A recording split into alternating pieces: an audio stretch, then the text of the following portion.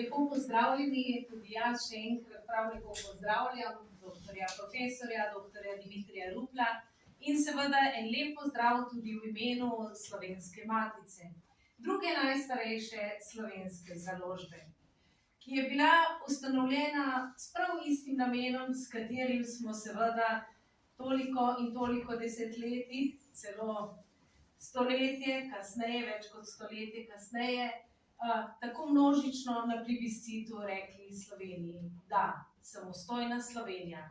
In z enakim namenom je seveda bila ustanovljena Slovenska matica v času, ko nismo poznali oziroma pravzaprav nismo imeli številnih slovenskih knjig v domačem jeziku, zlasti ne znanstvenih, in tako so se zbrali rodoljubi, prav tu na Štajerskem, ki so dejali, dajmo končno ustanoviti tudi tako založbo, ki bo širila med Slovence slovensko omiko, slovensko znanost, slovensko kulturo in slovenski jezik.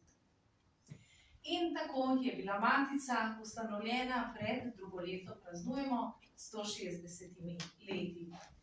In seveda smo prav posebej počaščeni, kadar so naši avtorji tako izjemne osebnosti, kakor je profesor dr. Dimitrij Rupel, ki je pri Slovenski matici izdal svojo tretjo knjigo, tokrat z naslovom Podobe iz resničnosti.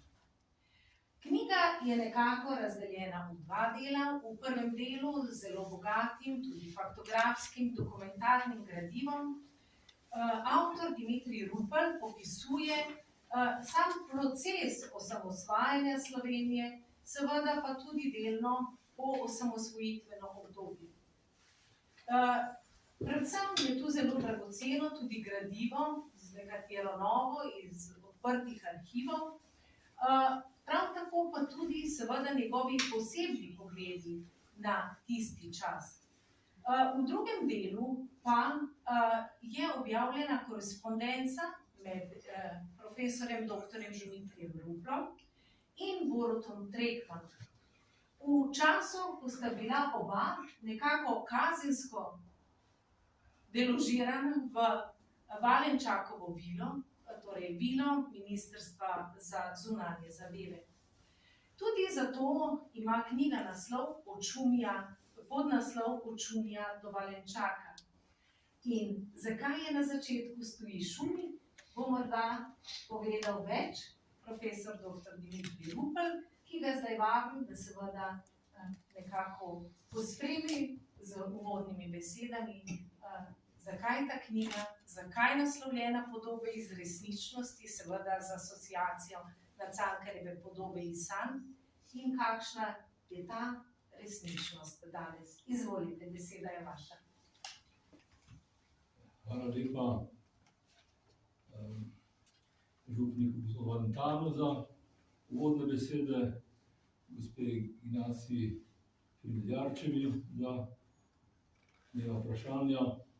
Vse skupaj vas pozdravljam, sem vesel, da sem danes tukaj.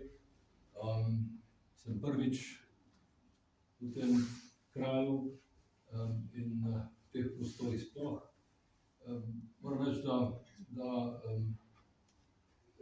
čutim neko posebno odgovornost, zato ker je to na nek način izbrana publika, to ni zdaj publika kar tako. Torej, seveda tega, kar v knjigi piše, jaz se moram zdaj v kratkih besedah in v kratkem času povedati. Lahko pa začnem s tem, kar me je vprašala gospa Ignacija. Šumij. Mariborčanom in Štajercem pojem Šumija ni tako dobro znan, kot je znan Ljubljančanom. Šumij je bila, na naslovni strani je fotografija, je bila hiša, ki jo je kupila in dogradila in napolnila z vsebino in ji dodala še eno tovarno. Gospa Šumij, njen sin Hribar, je eden od tistih Hribarjev, ki je imel potem več otrok, med njimi znamenitega Rada Hribarja, ki je bil graščak na Strmolu in ki so ga torej likvidirali pripadniki tajne službe, leta 1944 tajne službe partizanske, na žalost, leta 1944 njega in njegovo soprogo, torej na Strmolu. Ampak pustimo zdaj to zgodbo, ki je sama po sebi tragična in zanimiva. Ampak Šumi je hiša, ki je doživela različne čase v preteklosti. Jaz sem pravičil, da ta telefon, jaz upam, da bom lahko ukrotil. Torej, ta hiša je doživela različne čase. V 19. stoletju je bila to tovarna bombonov, nadaljevalo se je potem še tja do vojne in tudi po vojni nekaj časa. Moja družina je po vojni leta 1945 dobila, ne moja družina, mojega očeta in moje matere, mojega brata družina, je dobila stanovanje v drugem nadstropju te hiše. Ne čisto celo stanovanje, ampak en del tega stanovanja, kajti v drugem delu tega stanovanja so stanovali pripadniki tajne policije Udbe. To stanovanje smo dobila moja družina po nekem naključju, ker je moja mati poznala, bila prijateljica žene od Svetozara Hribarja, ki je bil lastnik tovarne Šumi recimo v 30-40 letih, in je povedala, da so Nemci hišo spraznili oziroma da so odšli in da je tam nek prostor oziroma nekaj prostora. No, družina Hribar je doživela marsikaj in marsikaj, bi rekel, tudi zelo tragičnega, ampak kot rečeno, se ne bi s tem ukvarjal. Lahko tudi potem v nadaljevanju, seveda, če bo to želel. Ampak važno je to, da smo živeli na nek način na robu enega sveta, ki bi ga danes imenovali svet sladkosti. Tam so proizvajali bombone, so proizvajali torej slaščice.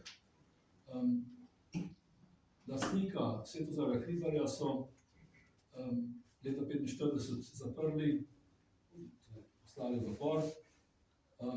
Direktorja tovarne so odstavili do tega, ker je dal za Miklavža delati na take podobce iz čokolade v obliki Miklavža.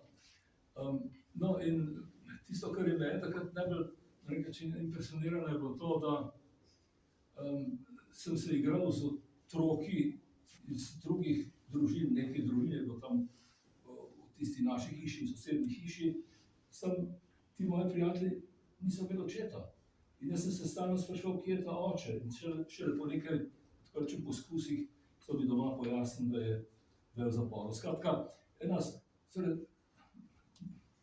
moja mladost ni bila nesrečna ali pa tragična ali pa obremenjena, ampak seveda z leti sem se pa marsičesa v zvezi s to hišo in s tem krajem zavedal.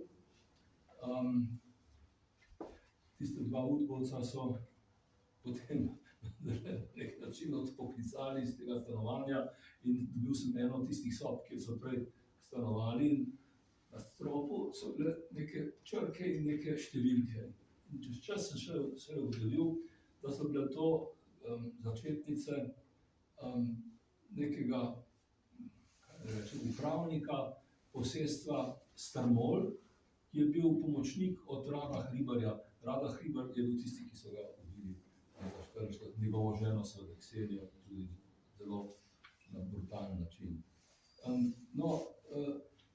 Drugače pa, seveda, jaz sem živel celo svoje življenje, do leta 2000 v tem Šumiju, in v tem Šumiju, oziroma v tej naši hiši smo leta 1980, mesec po Titovi smrti, napisali eno pismo, Niko Grafenar, pa Tine Hribar, pa Svetlana Makarovič, pa Boris A. Novak, pa Andrej Inkrat. In jaz eno pismo smo napisali Mitji Ribičiču. Mitja Ribičič je bil takrat predsednik Socialistične zveze Slovenije in smo ga na nek način, kaj ne rečem, opozorili na to, da v Sloveniji ni več nobene prave svobodomiselne revije. Zadnja je bila Perspektive in da je bilo dobro eno novo revijo ustanoviti. No, čakali smo 2 leti, na kar je prišlo do začetka nove revije, ki je potem leta 1987 objavila prispevke za slovenski nacionalni program. Skratka, na nek način seveda je s tem Šumijem povezano marsikaj. Moji otroški spomini, moji spomini iz let odraščanja in seveda potem iz let, ko smo se v našem stanovanju dobivali prijatelji iz Demosa, iz strank Demosa, kovali različne načrte. Sploh je v tej družbi nastalo marsikaj, kar je povezano, da tako rečem, samostojno in neodvisno Slovenijo. In tega Šumija danes ni več, tako da Tega se je ta prostor spomina svobode, govora, nastajanja slovenskega nacionalnega programa nekako načrtno izbrisal. Na njegovem mestu stoji danes en arhitekturni kolos. Bil pa je ta Šumij tudi ozvočen, kot je povedal gospod Omerza, so vas seveda spremljali, vaše ime naj bi bilo negativ. Res je to, da sem od leta 1974 do leta 1990 bil predmet obdelave se strani tajne politične policije, da so odpirali mojo pošto, poslušali telefon, torej me spremljali, kamorkoli sem prišel. In to je vse tudi registrirano in protokolirano v arhivu Slovenije. Ampak mogoče bi še nekaj v zvezi s Šumijem dodal. Šumij je v 90-ih letih bil vendarle nekoliko, bi rekel, degradiran. Namreč v trgovini spodaj v Pritličju, ki je bila trgovina s čokolado in bomboni in tako naprej, so odprli en bife, tam nek bife, in tistem bifeju smo se zbirali tudi uživalci mamil in tako se ta kraj se nekoliko, bi rekel, pokvaril in smo potem na podvorišču zbirali razne ostanke teh injekcijskih igel in tako naprej in tako naprej. Skratka, Šumij je bil tudi neko zbirališče ene, kako bi rekel, neke kontrakulture v tistem času. Pač pa nam je kar naprej grozila izselitev.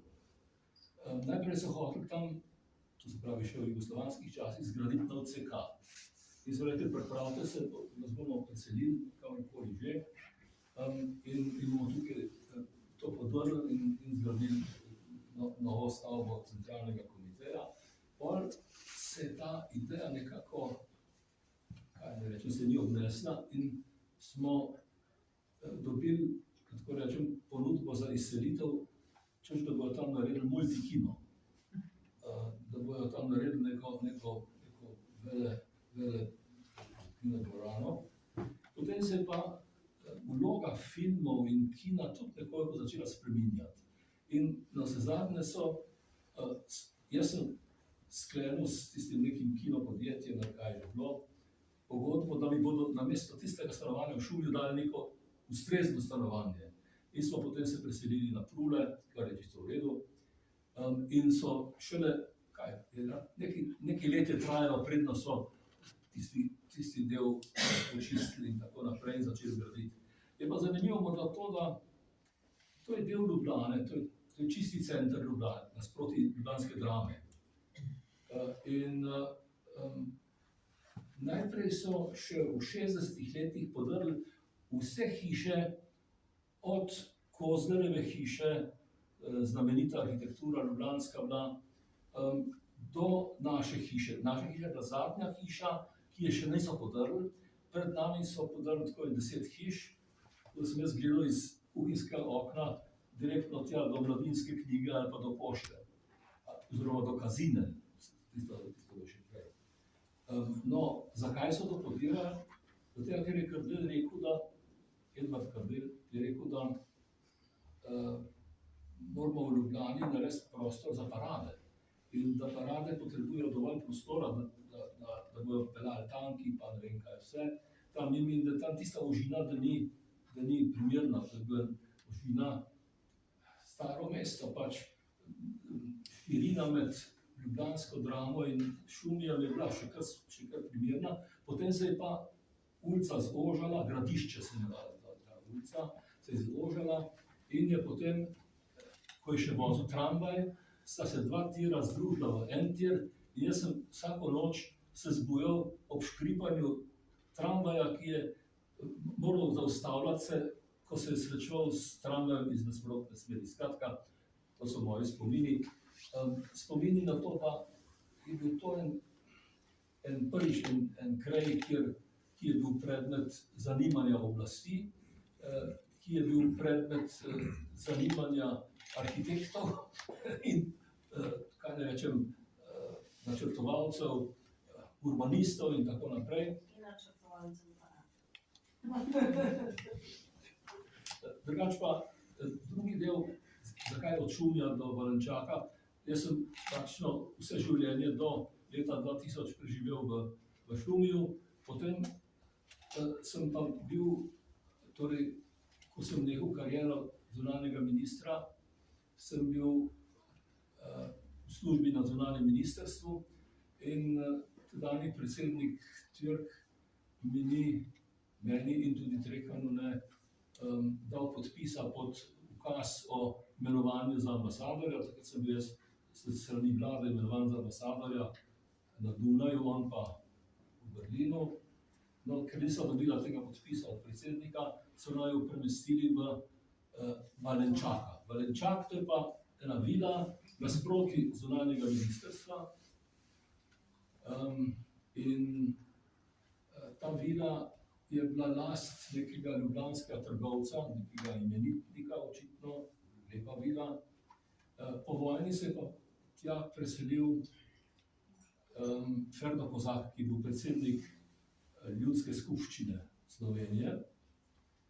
In se je torej tam torej zbirala ena, bom rekel, tudi zelo zanimiva druščina. Prvič oblastniki tedanji, drugič pa tudi perspektivaši.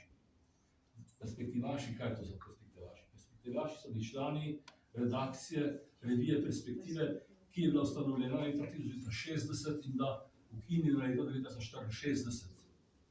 No, med njimi je bil tudi Primož Kozak, sin Ferda Kozaka, in moj prijatelj Borut Trekman, sotrpin tam iz vile Valenčak, je pogosto hodil k Primožu Kozaku na obisk in je potem, ko sva pristala v tisti pisarni tam v Valenčaku, je pač natančno vedel, kje je kaj in imel nekaj kupanih zanimivih zgodb iz tistih časov.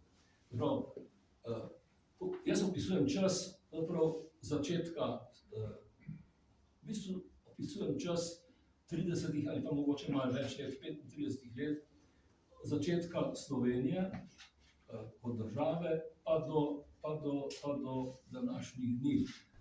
Začne se zgodba nekako leta 2010 se začne ta kronologija oziroma ta korespondenca med Trekmanom in menoj, da sva pravzaprav brez dela, nama niso dali več dela. In sva sedela tam v pisarni in nisva imela drugega, kot da si piševa pisma o aktualnih političnih problemih in tako naprej. To je zdaj približno 100 strani tega. To sem jaz potem zbrskal in sem prosil Trekmana, če bi to objavila, in je on se s tem strinjal. Nažalost je pred nekaj tedni umrl. No, kakorkoli, prav, opisujem čas od začetka Slovenije pa tja do leta 2021.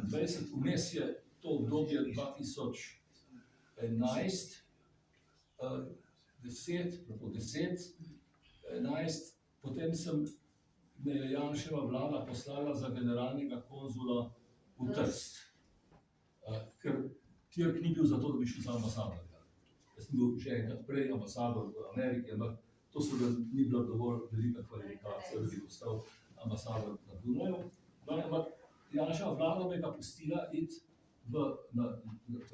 povabila, predlagala, da grem za generalnega konzula v Trst. Trst je bil meni zelo ljub, kajti Trst je bil rojen moj oče in družinska zgodba mojega očeta in Ruplo in Nabergojev je sploh tudi zanimiva in deloma tudi o tem govorim. Ampak po enem letu, ko je Janševa vlada padla in ko je nastopila vlada Bratuškove, so me seveda odstavili. Po enem letu, kar je za konzule in diplomate zelo nenavadno, ampak jaz sem pač doživljal same nenavadne stvari. Navsezadnje, kaj pa sem si jaz mislil, sem bil profesor na fakulteti za sociologijo, politične vede in novinarstvo en velik del svojega življenja. Do leta 89, 90, potem sem edino takrat, ko sem bil v Washingtonu, nisem mogel predavati. Velik del svojega življenja sem bil profesor in potem nenadoma sem postal minister za zunanje zadeve,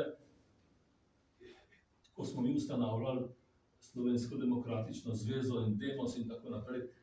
V sanjah nisem pomislil, da bi nam uspelo priti na oblast. Mi smo rekli, bomo kritizirali oblast, kjer se bo dal, bomo kakšno oviro, kakšno težavo naredili in tako naprej. A potem se je pa to na volitvah spremenilo in sem jaz potem postal zunanji minister in potem sem postal zunanji minister prvič in potem drugič in tretjič, četrtič in petič. Mandati so bili nekateri daljši, nekateri krajši. Najdaljši mandat je bil med letoma 2004 in 2008, ko je Slovenija počela marsikaj. No, torej, tudi že prej je počela marsikaj. Jaz sem bil precej, kaj ne rečem, angažiran pri pridobivanju mednarodnega priznanja. No in to je to, kar je ključno v tej knjigi. No, zdaj, če se vrnem nazaj, ali če samemu sebi sežem v besedo, bom rekel, da seveda je ta knjiga bila namenjena proslavi 30. obletnice samostojnosti in neodvisnosti Republike Slovenije. Vendar ta knjiga je bila končana v trenutku, ko sem jaz nenadoma se znašel v vlogi direktorja Javne agencije za knjigo. Zdaj, nekdo, ki je direktor Javne agencije za knjigo, da najprej tiska svojo knjigo, se mi ni zdelo zelo spodobno in zaradi tega je ta knjiga čakala nekaj časa. In je prišla ven zdaj pred mesecem dvema in je pač to pojasnilo za te časovne zamike. V resnici pa je bila mišljena kot prispevek k proslavljanju 30. obletnice samostojnosti in neodvisnosti. In če se zdaj ozreva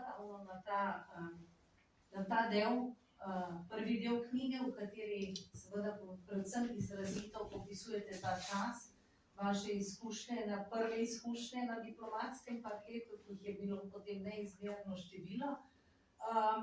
Kako nam na kratko skozi vso to, kako kot v knjigi tudi povzemate, lahko pišete te spremembe, ki so se dogajale v mednarodni skupnosti in v mednarodni politiki v pogledu samostojna Slovenija da ali Jugoslavija mora ostati? No, začetek je bil ta, da smo seveda spraševali tujce, tuje državnike, diplomate, ali bi priznali Slovenijo kot neodvisno državo. Mi smo, kot veste, 25. junija pač razglasili neodvisnost in tako naprej, 91. No, in smo spraševali, če bi nas priznali kot neodvisno in samostojno državo, in vsi so rekli ne. Zelo važen del te knjige, na to opozarjam, so dokumenti iz arhivov nemškega zunanjega ministrstva in tudi Bele hiše. Tam noter boste našli, kaj rečem, izjave in torej, pogovore in vse mogoče komentarje v zvezi s slovensko neodvisnostjo in v zvezi s ohranjanjem Jugoslavije. Večinoma, torej, če sežem še večkrat nazaj, leta 90 ni bilo nikogar, ki bi podpiral slovensko neodvisnost. Morda tako, bi rekel, pol zares avstrijski zunanji minister Alojz Mok. Torej, Peterle mi je razlagal, da je bil velik podpornik tega našega gibanja za neodvisnost Helmut Kohl, to se pravi nekdanji nemški kancler. Pač pa je seveda nesporno, da je bila to doba konca hladne vojne. In konc hladne vojne je prinesel seveda en kup enih novih situacij, novih premislekov in tako naprej. Torej, po letu 90 se začnejo stvari počasi spreminjati. Konec leta 90 se združita obe dve Nemčiji, vzhodna in zahodna Nemčija. Potem konec leta 91 pa propada Sovjetska zveza. V tem času med združitvijo Nemčij in razpadom Sovjetske zveze se mi prizadevamo za mednarodno priznanje. To je bila moja prva naloga in moram reči, da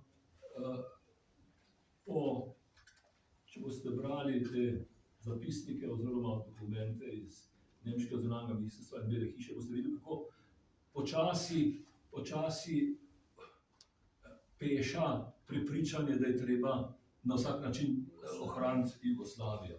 Ampak, da se vrnem nazaj k vladi 2004-2008. To je bil moj zadnji mandat, ko sem bil zunanji minister. Takrat je leta 2003 je bil tisti znameniti referendum o članstvu Slovenije v Evropski uniji in NATO.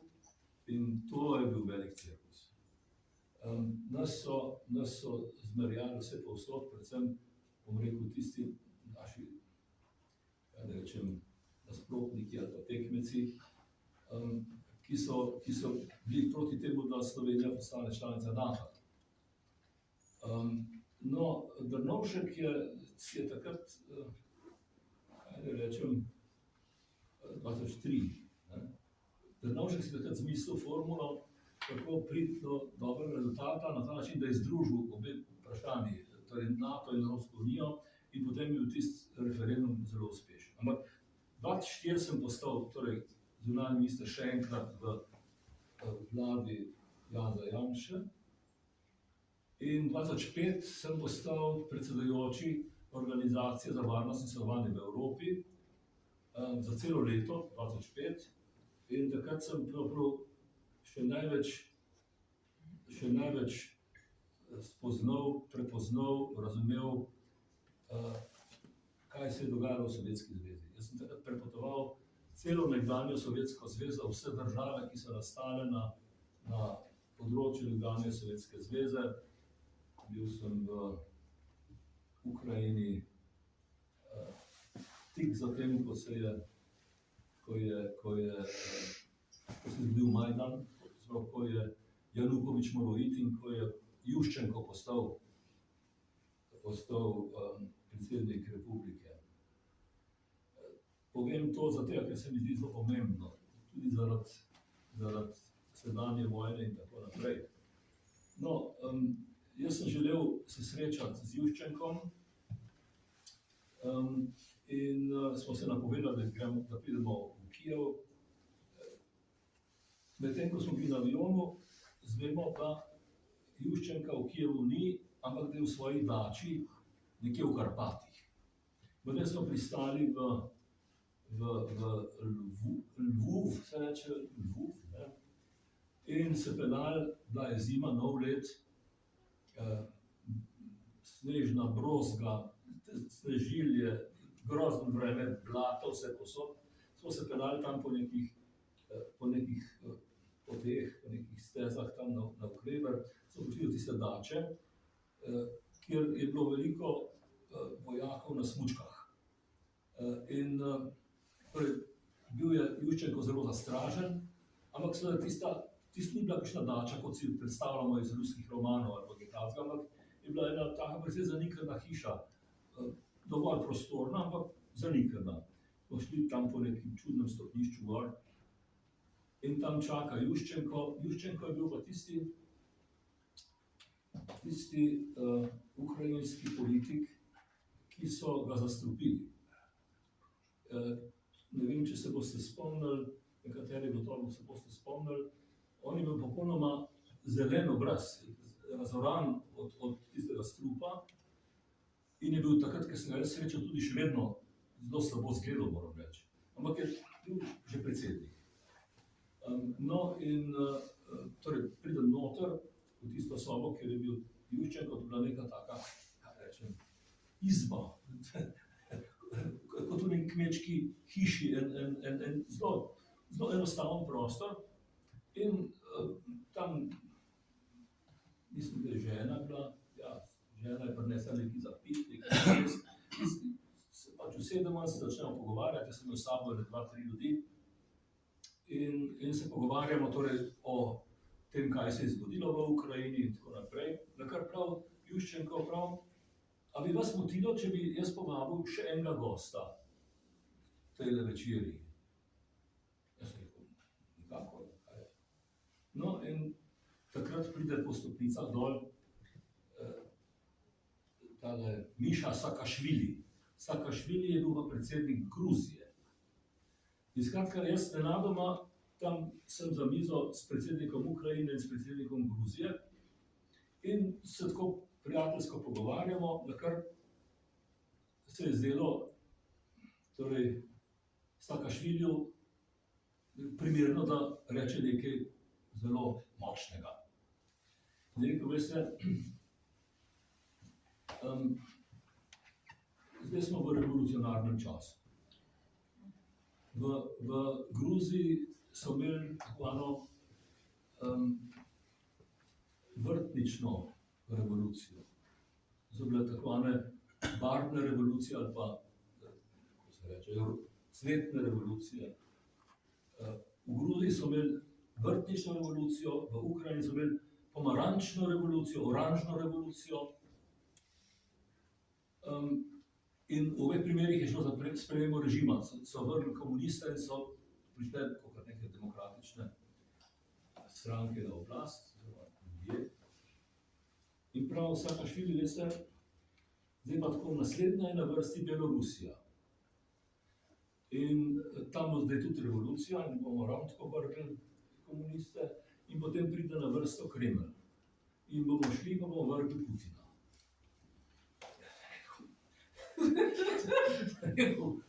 Sam sebi, ne. Malo sem se zadržal, ampak postalo me je strah, ne.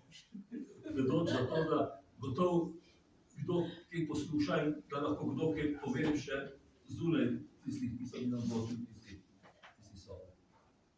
No in jaz sem rekel, kako si to predstavljal, rekel, ja, boste videli, stvar je praktično gotova. Zdaj, če je Putin vedel za to, ampak on najbrž ni prvikrat iz tistega pogovora to zvedel, ampak je zvedel to najbrž iz več virov, da mu grozi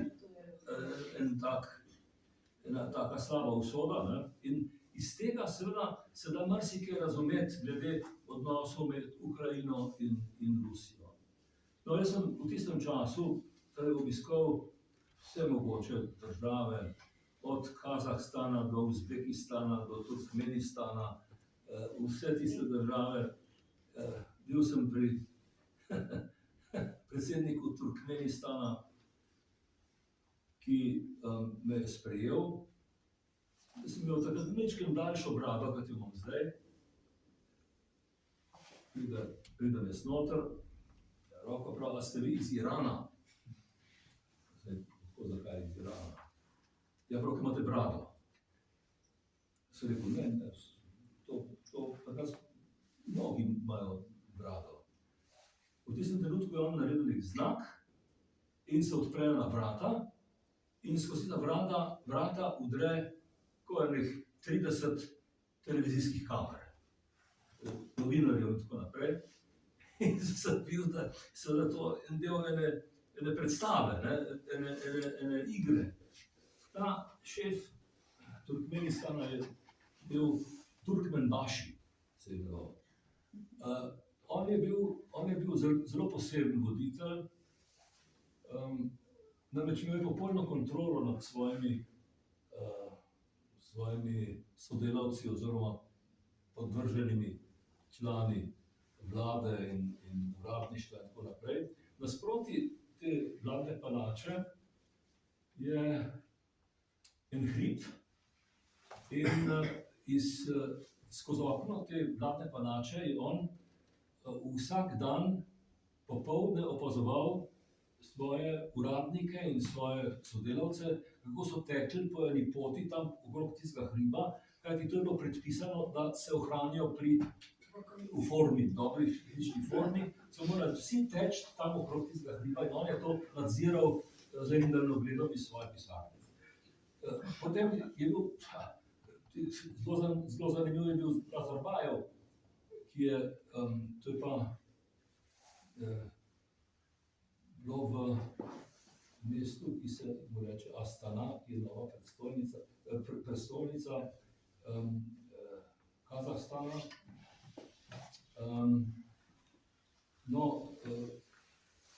Kot rečeno, to so res pomembne življenjske izkušnje. Peljali so me.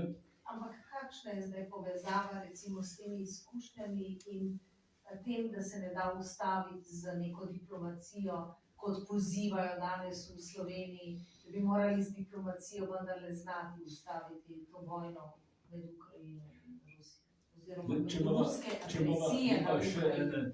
10-15 minut bi jaz vendarle končal to zgodbo o Nazarbajevu. Lahko? Če poslušalci dovolijo? Glejte, Nazarbajev je seveda diktator nove države. Podobno kot je Slovenija nova država, ki je nastala po razpadu Jugoslavije. Kazahstan je država, ki je nastala po razpadu Sovjetske zveze. Ponavadi v teh državah je bilo tako, da so tisti, ki so bili prej republiški voditelji, postali tipični sovjetski model, so postali potem šefi države. Razen v Ukrajini in v Gruziji. Gruzija in Ukrajina sta postali tarči Putinovih, teh osvajalnih pohodov. To je zelo važno vedeti. No? Kaj so počeli te lideri? Peljali so me na en stolp, tam sredi tiste prestolnice, ogromen stolp, nekaj metrov, kot Eiffelov stolp. Na vrhu je pa muzej, en majhen muzej, posvečen voditelju Kazahstana. In sredi tistega muzeja je en majhen oltarček. In sredi tistega oltarčka je, to bo zanimalo, mogoče gospoda Župnika, je bila neka odtis neke dlani predsednika Nazarbajeva. In sicer pozlačena dlan. Če si se dotaknil tiste dlani, se je sprožila himna Kazahstana. Skratka, to je bilo moje velikansko izkustvo s tem postkomunističnim svetom. Po eni strani Ukrajina in Gruzija, po drugi strani te režimi vse povsod. Jaz sem bil v Gruziji, v Kirgistanu, kjer je ravno v trenutku, ko se je zgodila tulipanova revolucija. Kirgizija je bila tudi ena od tistih držav, v kateri se je nekaj spremenilo, sam ne prav zares. Ampak bila je tulipanova revolucija in takrat so se vsi neki zamenjali in tako naprej. in mene kliče Condoleezza Rice, ameriška državna sekretarka, prav Dimitrij, zdaj tam red nared. Američani si tako predstavljajo, da pač OBSE je ena taka pomembna organizacija, da bom jaz rekel, kaj naj naredijo, koga naj postavijo tam za predsednika. Jaz zdaj se s tem ukvarjal, nisem nikdar v življenju si predstavljal. No in Kirgizija, to je ena zelo, zelo, bi rekel, preprosta država.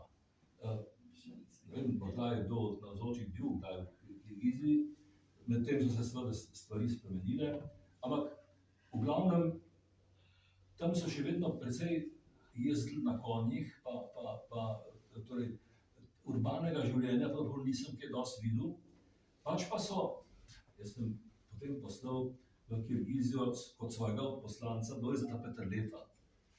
Lojze Peterle se je znašel v enem blaznem, kaj ne rečem, sredene demonstracije, ki so ga skoraj so ga pohodili. Torej, tako da sem jaz telefoniral Condoleezzi Rice, pa sem rekel, dajte rešiti našega Peterleta, in so potem Amerikanci prišli z nekimi džipi in tako naprej in ga odpeljali na varno. Skratka, stvari so bile leta 2005 zelo, zelo napete. Zanimive, najbolj zanimive zame, pa so bile stvari leta 2008. 2008, takrat pa je Slovenija predsedovala Evropski uniji. In takrat je bila ureditev, veste, Evropske unije še nekoliko drugačna kot je danes. Takrat je bil Evropski svet sestavljen iz vsaka država je imela po 2 predstavnika, predsednika vlade in zunanjega ministra. In mi smo sedeli, takrat se je bilo 25, se mi zdi, smo sedeli pač v krogu, eden poleg drugega, skupaj s predsednikom vlade in zunanji minister. No in takrat je bil glavni problem v našem času, v času našega predsedovanja, bil pa en problem, ki je tudi predmet te knjige in s katerim se precej ukvarjam. Več, opozicija, bom rekel levica, je hotela preprečiti, da bi Slovenija predsedovala Evropski uniji. Zaradi tega so napisali neko peticijo, pod katero se je podpisalo Kobajagi. Veste, kaj to pomeni Kobajagi? Kobajagi, to je ena lepa turška beseda. Kobajagi pomeni kao, kot da. Se je podpisalo 571 Kobajagi novinarjev. V resnici so bili tudi vse mogoči ljudje gor. Oni so napisali eno pismo, da v bistvu vlada, katere član sem tudi jaz bil, ni sposobna predsedovati Evropski uniji. In mi smo morali pač med drugimi stvarmi obračunavati tudi s to inicijativo. Meni se je pa zgodila Washingtonska depeša. Washingtonska depeša je bila pa ena huda reč, namreč to je pa povezano s Kosovom. Naš politični direktor zunanjega ministrstva je bil v Washingtonu in je tam imel konzultacije na svojem nivoju. Ne z ministrom, ampak uradniki na State Departmentu. In Amerikanci so takrat hoteli, da bi bila Slovenija prva država, ki bi priznala Kosovo, potem ko bo Kosovo razglasilo neodvisnost.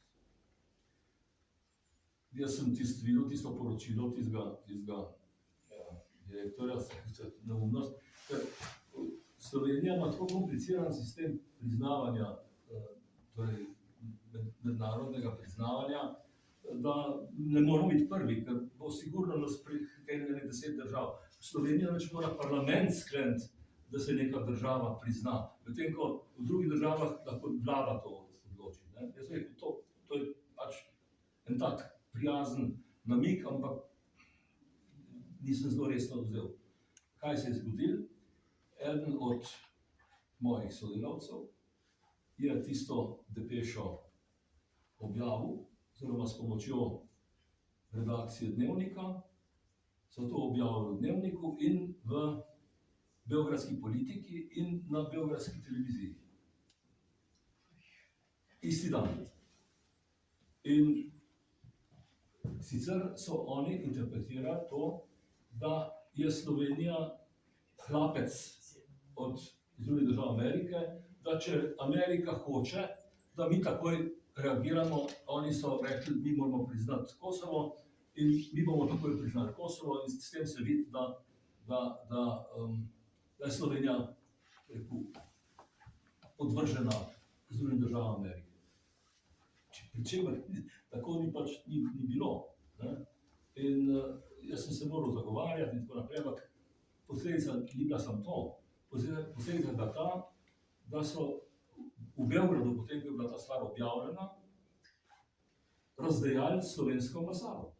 Srbi, ko so slišali, da bo Slovenija, da bi Slovenija prva priznala Kosovo, je bil en velik napad na našo ambasado, naš ambasador se je skril, pa mi je telefoniral enkrat po noč, da je skrit bil pod eno pisalno mizo.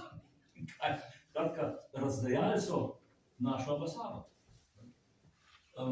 Zaradi tega, ker je nekdo iz našega sistema eno tako stvar pač objavil, kar ne bi smel. Ne? No, drugače pa, seveda, leto 2008 je bilo napeto zaradi Kosova. Jaz sem sklical sestanek vseh teh najmlajših zunanjih ministrov na Brdu, nemški zunanji minister, francoski, italijanski, Solana je bil tudi pa Ferrero Waldnerjeva, skratka, vsi ta važni faktori v Evropi so bili na Brdu, vse, bi rekel, tajno, nismo nič objavljati, ne bomo nič objavljali, mi se moramo zmeniti, kaj bomo naredili, kdaj bomo priznali Kosovo. Ne? In zdaj, Španci so rekli, mi ne moramo priznati Kosova, zaradi tega, ker imamo problem s Katalonijo. Potem so nekateri kolegi predlagali, da bi priznali Kosovo aprila meseca, če se le da. Na kar pravi angleški, britanski zunanji minister Miliband prav, meni je pa ravnokar Kondoliza Rice telefonirala, da moramo takoj priznati Kosovo. Jaz sem rekel, paste, to bomo naredili sam sebi škodo. No, dajmo poskušati videti, kjer bi v datum bil najprimernejši. Ne?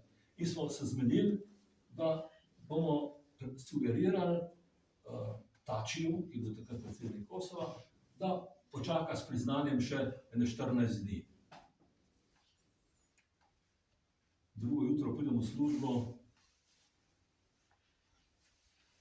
Italijanska republika je imela to na prvi strani. In smo rekli, da niti fotografij nismo imeli, smo rekli, da bomo držati to zase. Ta hudič, italijanski zunanji minister, ne bom imena imenoval, je medtem, ko je letel z avionom v Rim, sporočil redakciji Republike, kaj smo se zmenili. Naslednji teden smo imeli svet v Bruslju, jaz pridem zjutraj, preletimo tam na letališče, februar, preletim in vse povsod vihrajo rdeče zastave, vse ulice Brusla so polne avtomobilov, upajo in tako. Kosovo je razglasilo neodvisnost, ne ozirajo se na vse to, kar smo mi sklepili in tako naprej. In to je bil en velik problem. Zakaj?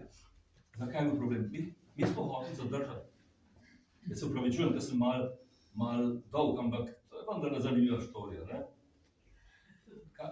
Kaj je bil problem? Problem je ta, da je bil v Srbiji, da so bile volitve.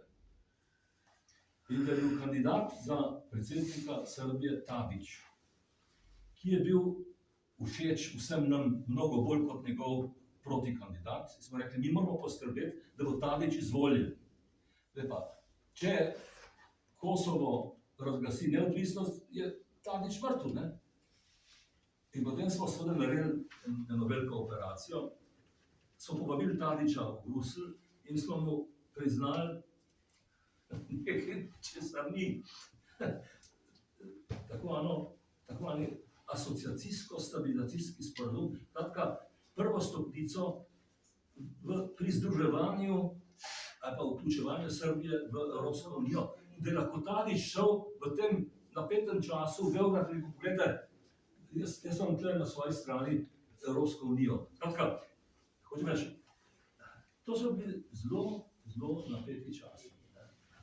Skratka, zdaj ste razkrili celo vrsto skrivnosti, ki bi morale ostati tajne, pa ne ostanejo, kot smo slišali, ki se dogajajo v diplomaciji.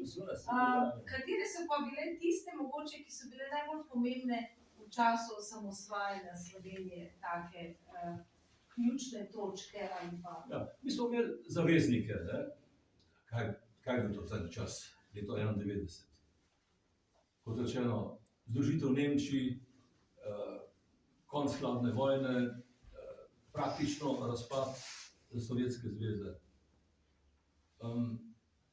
Mi smo imeli na svoji strani Nemce, smo imeli na svoji strani Avstrijce, imeli smo na svoji strani papeža. Jaz sem objavil celo korespondenco med našim tedanjim nadškofom Šuštarjem in papežem. Nadškof je prvi dan, ko nas je napadla JLA, pisal eno zelo obširno pismo Vatikan. In dejansko mi smo imeli tam zaveznike. Zaveznike smo imeli v Nemčiji, pa na Danskem, pa v Avstriji, ne sicer popolnoma, ker Avstrija je imela takrat socialističnega predsednika in zunanjega ministra iz vrst krščanske demokracije. V Italiji je bilo pa ravno obratno, je bil pa predsednik vlade Andreotti krščanski demokrat, zunanji je bil pa socialist De Michelis. Socialisti so sklenili, da je treba Jugoslavijo ohraniti. Zaščititi, ohraniti, da ne bo nobenih težav. Medtem ko v teh dokumentih se zelo natančno popisano. Torej, mi smo imeli veliko zaveznikov in veliko nasprotnikov. Eden od nasprotnikov je bil tudi francoski predsednik Mitterrand. Francoski predsednik Mitterrand, midva s Kučanom sva bila pri Mitterrandu zgodaj jeseni leta 1991. Takrat še ni bilo odločeno, ali nas bojo priznali ali ne.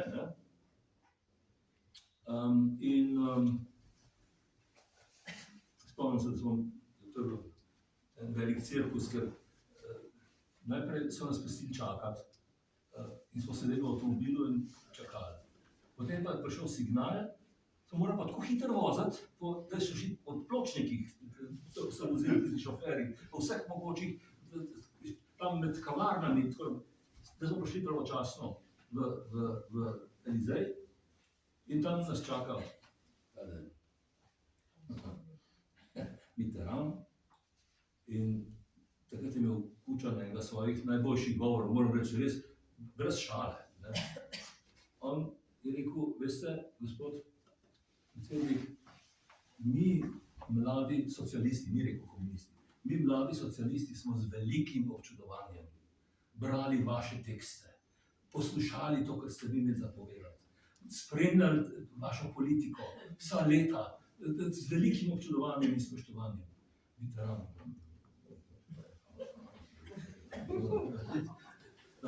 In potem prav, Kučan, veste kaj, mi že smo praktično na tem, da smo postali samostojna država, zdaj ni nobene druge možnosti, kot da nas Evropska unija sprejme in prizna, potem pa Mitterrand, kot da se malo nasloni, prav. Alors, vous voulez être indépendant? Alors, soyez indépendant. Hočete biti neodvisni, pa bodite neodvisni. Francozi so bili zelo težki. No, včasih pa tudi cigarete prav pridejo v diplomaciji, ne? Ja. No, glejte, če govorimo o priznanju, ne? Mi smo dobili priznanje v bistvu 16. decembra, ko sem bil jaz prepričan, da ga nismo dobili, pa smo ga vendarle dobili, s tem, da je bil veljaven od 15. januarja. No. Najtežji oreh, najtrši oreh so bili Američani. To je bilo mnogo prej, preden sem jaz s Condoleezzo Rice tiste svoje pogovore. No, in torej, jaz sem šel, trikrat sem šel v Združene države prositi za priznanje. Ne?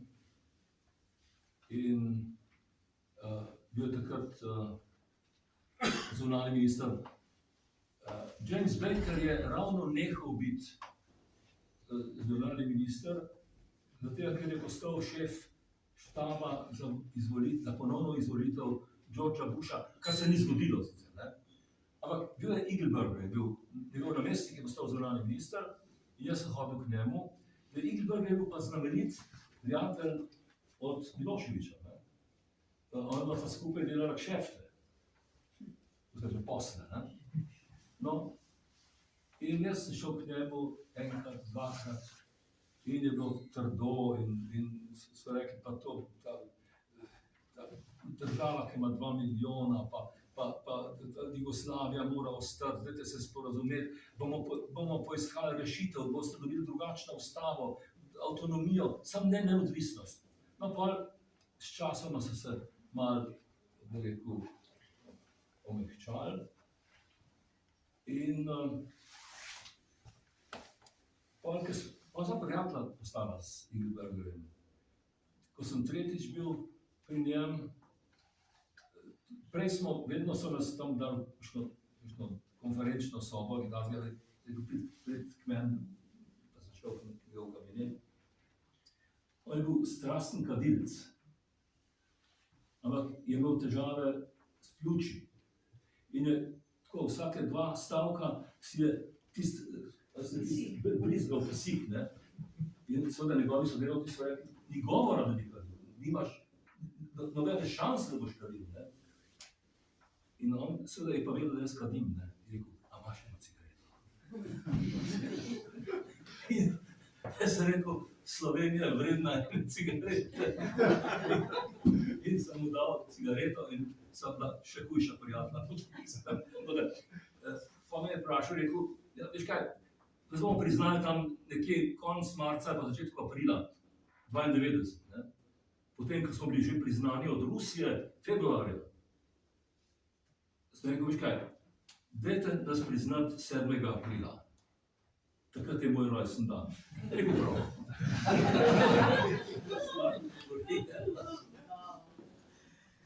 Zdaj sem pa že sploh preveč govoril. Ja, morda samo še nekoliko, da se obrneva k sedanjosti, vendarle pišete o resničnosti in se moramo ozreti, kakšna je ta resničnost samostojne Slovenije danes, po 30 letih, ne nazadnje je knjiga tudi kot neka refleksija na ta čas, ki smo ga v 30 letih prehodih nastala. Zdaj je čas, ko v bistvu ukinjamo muzeje slovenske osamosvojitve, Mi jih ne ukinjamo. Slovenija kot ta vlada ukinja muzej slovenske osamosvojitve, ko je na nek način se zdi, da bo skoraj da postal sovražni govor govoriti o narodni zavesti, o pomenu slovenskega jezika, o pomenu same osamosvojitve in samostojne Slovenije in države Slovenije. In ko gledamo na ta čas, kaj je bilo tisto, kar bi se dalo morda spremeniti, narediti drugače, da se danes na vse to, kar moramo doživljati po 30 letih, da tega ne bi radi doživljali. Mi smo najboljši čas za kakšne pomembne spremembe zamudili. Navsezadnje stvari so se slabo odvijale takrat, že leta 1990, ko je namesto Pučnika zmagal na predsedniških volitvah Kučan. Ne? Če bi zmagal Pučnik, bi najbrž bilo marsikaj drugače. Zdaj, to je treba razumeti. Ne? Pučnik je bil predsednik Demosa, ni pa bil član vlade in ni bil navzoč na sejah predsedstva, kjer smo se pogovarjali o najvažnejših stvareh v zvezi z vojno, recimo. Ne? Med vojno smo se mi sestajali pri Kučanu, je bila razširjena seja predsedstva in to 2-krat, 3-krat na dan. Pučnika ni bil zraven. Pučnik ni bil član vlade.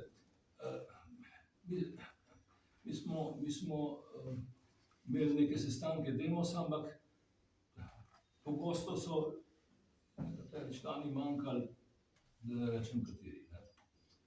No, mi smo skratka, takrat, če bi Pučnik zmagal, bi bilo kaj drugače. Sicer je pa tako, ne? A veste, bom povedal z enim primerom, ne? Ali pa s primero. Ko sta se združili Zahodna Nemčija in Vzhodna Nemčija, so v Vzhodni Nemčiji odpustili 73% vseh pravosodnih uradnikov in jih nadomestili z zahodnonemškimi uradniki, ne? Sodniki, tožilci in tako naprej. Mi smo pač pustili stvari takšne, kot so bile, v upanju, da seveda je epohalno gledano komunizma konc, da je hladne vojne torej konc, da stopamo v novo ero, kjer dobro, vsi tudi Sloveniji dobro hočemo in tako naprej in tako naprej. No, prvi 2 leti po osamosvojitvi, 3 leta, smo imeli pravzaprav neko idilično razpoloženje, tudi sodelovanje, kohabitacijo, kot bi rekli Francozi, ne, prav, smo imeli take mešane vlade, že Demosova vlada je bila na nek način sestavljena iz različnih strank, tudi Drnovškova vlada je bila, Drnovšek je vzel vlado Krščanske demokrate, pa je vzel Slovensko ljudsko stranko, potem je vzel Janševo vlado, pa sem bil jaz v vladi, skratka, je bilo eno obdobje, ki je bilo relativno, rekel, ugodno, ne. To ugodno razpoloženje, bolj ali manj ugodno, se je nehalo leta 2008. 2008 se je to razmerje porušilo in takrat naprej imamo težave, ki se tudi danes kažejo v tem, kar vidimo in spremljamo, gospodarske težave, težave s plačilnim sistemom, zdravstvom, kulturo, muzeji, osamosvojitve in tako naprej in tako naprej.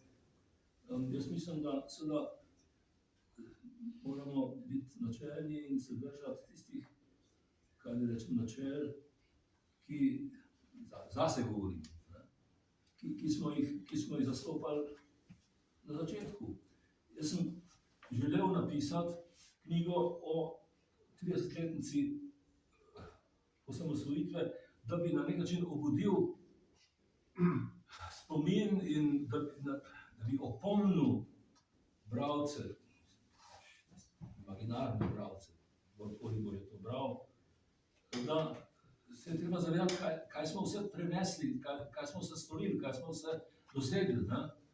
Slovenija je bila, če se spomnite, takrat na začetku najbolj uspešna srednjeevropska oziroma vzhodno ali pa srednjeevropska država po gospodarskih kazalcih, po vseh drugih kazalcih tudi. Te stvari so začele spreminjati. Spomnite se Češka, Poljska, Slovaška, da ne govorim Bolgariji, Romuniji in tako naprej, so precej zaostajale za nami, ampak so se začele vzpenjati in na nek način se danes dogaja to, mi se razvijamo počasi, te države strmo navzgor. Ne? Tako da smo v neki zagati, neki zadregi, ki jo treba premagati, drugače kot z besedami, kot s pripovedjo, kot z argumentacijo, ne gre. Ne? Jaz obžalujem, da se že kar precej pomrlo od tistih, ki smo bili zraven pri tej osamosvojitvi, ampak dokler še lahko pač povemo tisto, kar smatramo, da je potrebno povedati in kar je resnica. Hvala vam za to resnico, seveda zdaj predajam tudi besedo našim cenjenim poslušalkam, poslušalcem. Gotovo je kar nekaj vprašanj, izvolite.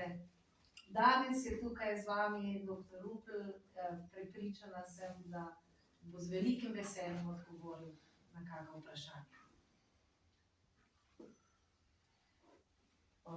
Izvolite. Aha.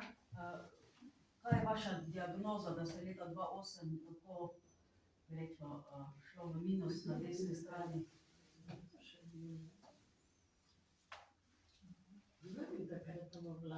Dobro, jaz osebno imam, rekel, slabe izkušnje s tisto vlado, ki je potem prišla za Janševo vlado. Janševa vlada je končala svoj mandat. Takrat je bil predsednik republike Türk, ki je precej, bi rekel, težav naredil. Spomnite se tistih njegovih odlikovanj voditeljem ene politične policije, potem v zvezi s Barbarinim rovom in tako naprej in tako naprej. Takrat seveda tudi so bile narejene, po mojem prepričanju, nekatere napake v gospodarstvu in takrat se je začelo. Dobro, leta 2007 je bila ta 2007 je bila ta peticija 571, ne, ali je prej to, da se je malo zmedel. Potem leta 2012 so bile te vstaje, potem med letoma 2020-2022 so bile te demonstracije, ki so bile vse v glavnem usmerjene zoper to, da bi Janez Janša imel še kakršnokoli vlogo v slovenski politiki in tako naprej. Skratka, imamo opraviti z eno politiko, s nasprotniki, ki fokusirajo, ki jemljajo za tarčo, za svoj cilj, onemogočiti enega posameznika in eno stranko. Politika, ki hoče nekoga onemogočiti, ni dobra politika. Dobra politika je tista, ki hoče nekaj omogočiti, ki hoče nekaj dobrega narediti. Jaz osebno mislim, da je bila dobra politika Janeza Drnovška, ki je žal potem malo zbolel in tako naprej. Ampak do leta 2002 je šlo kar v redu, potem je bil en zastoj, ampak 2004-2008 je bilo eno kritično obdobje, smo vstopili v NATO in Evropsko unijo, smo predsedovali Evropski uniji in tako naprej in tako naprej. Dobili smo evro, šli smo v Schengen, to je bil tisti čas. Po tistem času se začenja obdobje pešanja, jaz mislim. Ne samo gospodarskega, ampak tudi neke demokracije politične, ki je vključujoča, ne izključujoča. Izvolite, še vi ste želeli vprašati? Ne. Ne? Kar izvolite.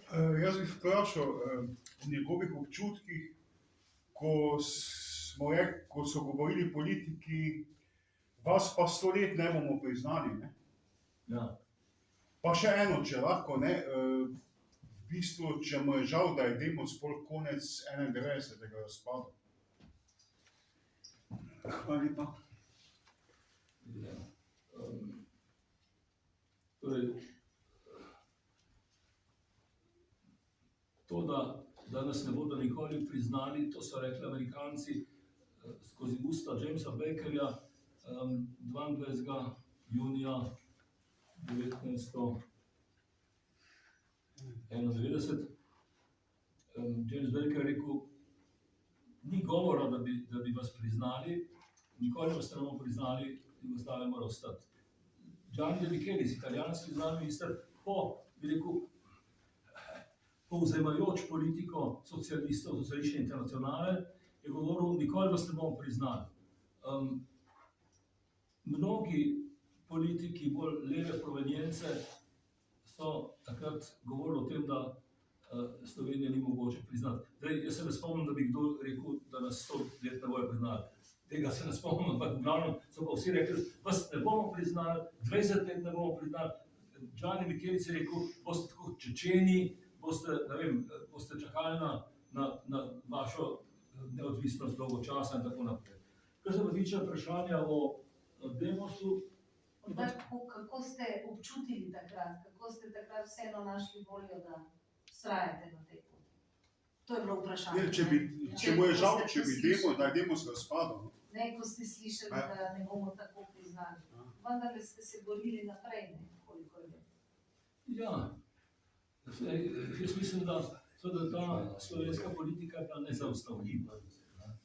Mi smo toliko stvari že naredili, da torej, če bi slučajno popustili, če bi slučajno nehali s temi osamosvojitvenimi načrti, ukrepi in tako naprej, bi nas kaznovala domača politika, oziroma volivci doma. Ne? Spomnite se, mi smo takrat imenovali neko posebno skupino za gospodarstvo, kako urediti gospodarstvo v samostojni državi. Mi smo bili vendarle precej vezani na jugoslovanski trg in tako naprej. Kako zdaj to narediti? In bila je skupina, ki jo vodi Igor Bavčar, ki se je sestajala z direktorji podjetij in poskušala, da tako rečem, najti neko soglasje okrog gospodarskega razvoja. Če bi mi nehali s temi pripravami in če bi se odrekli temu programu, potem bi praktično ne bilo nobenega razloga, zakaj bi sploh prišlo do spremembe. Demos je bil dva programska, kaj ne rečem, temelja ali pa te programski zahtevi. Demokracija in ločitev od Jugoslavije. Jugoslavija je bila za Slovenijo zelo škodljiva. Ne vem, jaz mislim, da sem vam razlagal leta 1989. Sem dobil recimo račun za elektriko, za stanovanje, je bil tam okrog 30 milijonov dinarjev. Inflacija je bila neverjetna, marsikdo se bo najbrž tega spomnil. Leta 1993, jaz sem bankovce doma, leta 1993 so bili jugoslovanski dinarji, so imeli gor številko 500 milijonov, pa 5 milijard, pa najvišji bil 5000 milijard. To so bili jugoslovanski bankovci leta 1993. Skratka, perspektiva gospodarska je bila katastrofalna, ne, za Slovenijo, če bi ostala v Jugoslaviji. Neodvisnost je pomenila gospodarsko preživetje, koliko je to spodobno. Mi smo tudi govorili o tem, da hočemo postati člani Evropske unije. Ljudje so to dobro sprejeli. Kaj so si predstavljali? Ne bomo take plače, kot jih imajo v Avstriji ali pa Italiji in tako naprej. Ne? Vse jih še nimamo, ne? Ampak smo precej bliže kot bi bili, če bi naprej ostali. No, druga stvar je bila torej demokracija. Ne? Mi smo, to je odgovor na vprašanje o Demosu. Ne? Mi smo dali v program večstrankarski sistem, meritokracijo, izbiro sposobnih ljudi, ali pa ljudi po sposobnostih, ne po potrebah, ne, kot pravi ustava leta 1974. Demos je na nek način eno bistveno stvar naredil že. Konc leta 1991 smo bili že praktično iz Jugoslavije ven. Praktično je bilo vprašanje priznanja tako rekoč na dlani. Mi smo nekaj časa še skupaj ostali v vladi do aprila meseca, ampak v glavnem to vprašanje je bilo rešeno. Demokracija je bila pa problem, ki seveda ni bil od Demosa odvisen. Mi med sabo smo se že skregali, pa smo se potem tudi spoprijateljili in tako naprej, ampak Tukaj je pa šlo za odnos med Demosom in drugimi strankami in počasi smo se začeli tukaj razlikovati. Ne? Nekateri smo bili bolj, da tako rečem, bolj nagnjeni k temu, da najdemo nek modus vivendi skupaj z drugimi strankami, nekateri so pa želeli povladati sami. Pa ne bom zdaj z posameznih strank imenoval, na nek način smo se v Demosu naveličali drug drugega. Nekateri smo bili bolj rekel, liberalni, bolj zmerni, bolj strpni, drugi so bili bolj radikalni in ni šlo več naprej. Pučnik pa ni imel, kaj mi rečem, ni imel vzvodov, da bi to komplicirano druščino držal skupaj. On je tudi obupal. A veste, Pučnik je bil v slovenski politiki prav navzoč vsega skupaj 3 leta. On je bil velika osebnost. Spomnite se, on je bil v zaporu. Zakaj je bil Pučnik v zaporu? Zato je napisal en članek o kmetijstvu, jugoslovanskem kmetijstvu, so ga zaprli za 6 let. Pa še enkrat, ja. 8 vse skupaj. On je bil gotovo, da tako rečem, idol. Zame izjemen, kako rečem, zgled. S tem, ko je izgubil volitve s Kučanom, je bil izločen iz operativne politike. In operativna politika je bila pa strašno važna v tistem času. Pučnik je kaj je bilo, po koncu Peterletove vlade, je šel v Drnovškovo vlado za par mesecev in potem je on odšel iz slovenske politike, nehal biti predsednik SDS-a, je postal Janša predsednik SDS-a in skratka, ni bilo nobenega tistega, ki bi držal to našo razigrano politiko skupaj. Jaz obžalujem to. Danes, če bi jaz to vedel, ker se vnaprej vedel takrat, kaj se bo dogajalo, bi na vse načine poskušal vplivati, da bi se tista stvar obdržala. Ampak jaz takrat nisem več predsednik stranke, ampak bil Bavčar predsednik stranke in nekako ste nam je zdeli, da je dovolj, da je vsega dovolj in da gremo naprej in da bomo se... Takrat je bil Drnovšek nekje na obzorju in smo smatrali, da bomo z njim lahko vozili. Z njim smo vozili do leta 2008, potem se je pa stvar na nek način zapletla. Izvolite. Jaz mislim, da je ravno pravi trenutek, da se zdaj oglasim. Ja. Mi da se poznava ravno iz tistih časov prve Drnovškove vlade, ker pravzaprav je bil Pučnik prisoten takrat kot eden od 3 menda podpredsednikov. In to je pa daleč od tega, Dimitrij, rekli smo takrat na prvi seji, da se tikamo in jaz, ko sem starejši, pa še to, da še verjetno to drži, da boš jezen, če ti rečem. Nekaj razlogov, da sem danes tu. In zdaj, če bi rekel, da sem dobil po pričakovanjih logično. Spremljam doktora Rupla delo pa njegove številne objave in če bi si privoščil, da ne bi danes prišel sam, ko je celo sem zvedel, da je prvič v našem kraju, bi ravnal napačno. Vprašam pa nimam iz tega razloga, ker bom z veseljem knjigo kupil in ga bom prosil, da mi jo podpiše. No, če kakšno vprašanje morda? Gospod Rupel je star znanec in prijatelj, bi rekel. Hvala. Jaz bi še imel eno vprašanje. Mislim, vsi vemo, če malo lahko tako piše srečanje med nami pa Hrvati, ne? Ker vsi smo imeli za časov samo se bomo skupaj šli, skupaj bomo šli, skupaj se bomo osamosvojili, potem pa vemo, kak je bilo, ne? Kakšen je bil recimo Tudžman, tak, če ste v pogovorih tako, ne? Če bi imeli delene 2 ure, bi nam jaz to z veseljem razložil. Treba je nekaj vedeti. Slovenija je bila v drugačnem položaju kot Hrvaška. v mednarodnih odnosih. Torej, meni so vsi rekli, ne skrbeti, vas bomo že priznali, ampak Hrvaške pa ne, Hrvaška ima pa problem Srbov, na Hrvaškem živi toliko in toliko procentov Srbov, mi ne želimo, da bi bila tam vojna med Hrvati in Srbi, kar je na vse zadnje bila, ne. Torej, predvsem je treba vedeti, da se je zgodba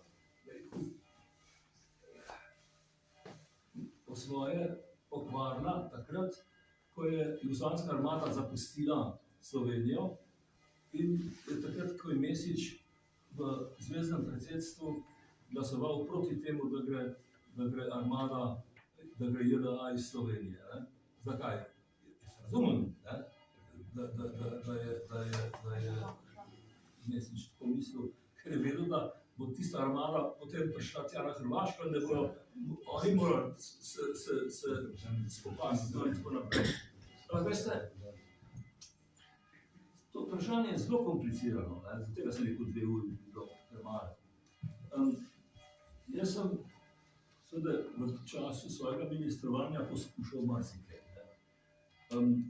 Takrat v začetku, ko so tujci, vsi državniki rekli, ne, priznali vas pa ne bomo, ne, sem jaz poskušal jih pridobiti s kakšnimi takimi bolj prijaznimi obljubami, koncepti in tako naprej. In smo govorili o tem, da bi morda bila primerna rešitev, na to je bilo bolj v začetku, konfederacija, ne, namesto samostalnosti, da bi imeli konfederacijo in sem rekel hrvaškemu kolegu, zunanjemu ministru Hrvaške, sem rekel, poslušaj, midva sva šla na sestanek k Lončarju, ki je bil jugoslovanski zunanji minister, greva skupaj na njegov kolegi in bova zahtevala, oba dva bova zahtevala, da se jugoslovanska zunanja politika konfederalizira. Skratka, da bomo skupaj odločali, kakšna bo zunanja politika Jugoslavije, da ne bo mogel sam Lončar o tem odločati, ampak da bomo o tem se pač morali sporazumeti in da bomo imeli tudi svojo besedo tle. In moj hrvaški kolega je rekel, ja pa da pače, pa tako naprej, pa seveda bomo tako naredili.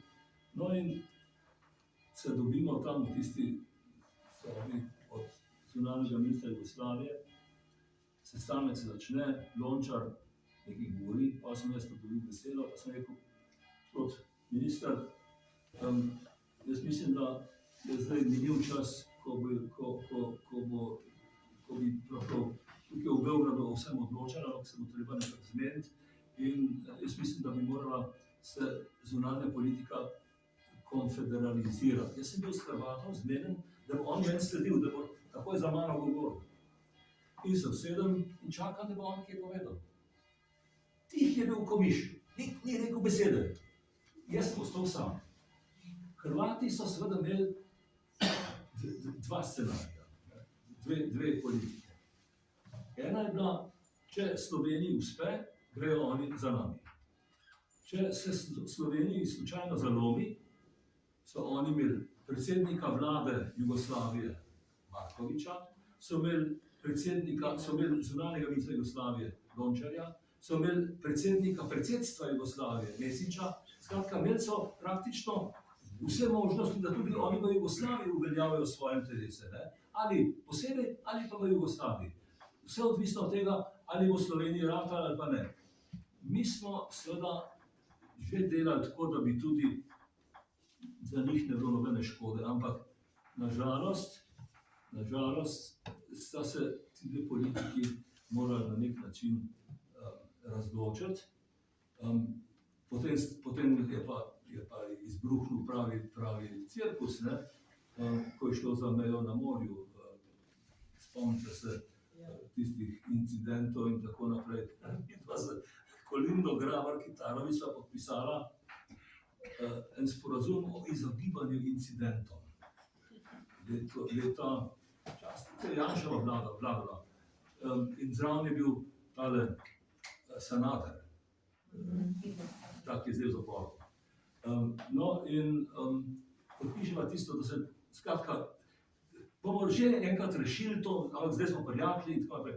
Naslednji dan so hrvaški ribiči rit kazali tam čez cel zaliv, eden je dal hlače dol, pa kazal rit tem slovenskim ribičem. Kratka, kako? Resnica se lahko govori. Nisem prav povedal. Skratka, stvari so se nadaljevale in se nadaljevale, potem pa bi se Slovenija naredila velike napake. Vi se boste spomnili, da je Borut Pahor, moj prijatelj sicer, jaz ga imam svoje zgodbe. On je leta 2009 podpisal sporazum, tako vani arbitražni sporazum s Hrvaško. In sicer ena klauzula v tem sporazumu je, da Slovenija bo podprla članstvo Hrvaške v Evropski uniji. Druga klauzula je bila, da bo Hrvaška prepustila odločitev o morski meji sodišču v Hagu. To sta bile dve glavni komponenti tega arbitražnega sporazuma. Manjkala je pa časovna dimenzija. Tam bi morali pisati, ko bo Hrvaška pristala na arbitražo v Hagu, bo Slovenija dala svoj placet na članstvo Hrvaške v Evropski uniji. Mi smo dali svoje, rekel, pozitivno mnenje o Hrvaški, Hrvaška je rekla, pač ne bo, ne? In celo potem, ko je Haško sodišče razsodilo, po mojem mnenju, bolj v njeno kot v slovensko korist, niti takrat ni hotela Hrvaška tega priznati in vprašanje je še vedno odprto, ne? Dobro, jaz mislim, da mi s Hrvati v prihodnosti kakšnih resnih problemov imeli ne bomo. Ne? Veste, na vse zadnje, koliko je Slovencev, ki imajo nepremičnine na Hrvaškem? Slovenci in Hrvati se nikoli v zgodovini niso bojevali. V bistvu imamo nek nerešen problem, ampak tudi če ga malo odložimo, nič hudega. Jaz se spomnim, ker sem bil veleposlanik, nisem bil samo veleposlanik v Ameriki, ampak tudi v Mehiki. In tam sem se pogovarjal z mehiško zunanjo ministrico in pravi, da bi naslednji dan v Washington, se rekel, vi imate ogromno problemov z Amerikanci. Ne? Kako se pa vi lahko sploh pogovarjate tam v State Departmentu? Rekla, mi imamo naslednjo politiko. Tisti problemi, ki so nerešljivi ali pa ki so zelo resni problemi, ti se damo v oklepaj. Mi se pogovarjamo o tistih stvarih, ki so rešljive in ki so obema stranema v korist. Skratka, jaz sem se navadil na to, da pa dajmo da nekaj časa ta problem v oklepaj, pa dajmo delati na stvarih, ki so obema stranema v korist. Se mi zdi, da je to imenitna istočnica, da zaključimo, čeprav bi najbrž bilo vprašanj še kar nekaj, a ne? Ampak ura je že zvonila. Vi ste tako zavzeti s pogovorom, da niste slišali v zvoniku. Tako da verjamem, da bi bilo še kar nekaj vprašanj, morda pa ob naslednji knjigi spet priložnost, da se vrnemo. In seveda hvala, verjamem, da bi lahko govorili še 2 uri, kot ste rekli. Hvala tudi za to izhodišče, da se moramo naučiti, da začnemo reševati najprej stvari tam, kjer so rešljive, in se na tak način tudi učiti dialoga, na tak način pristopiti tudi k razmišljanju o Sloveniji v prihodnosti, kako delovati kot sleherni posameznik. Hvala lepa. Hvala vsem, da ste prišli.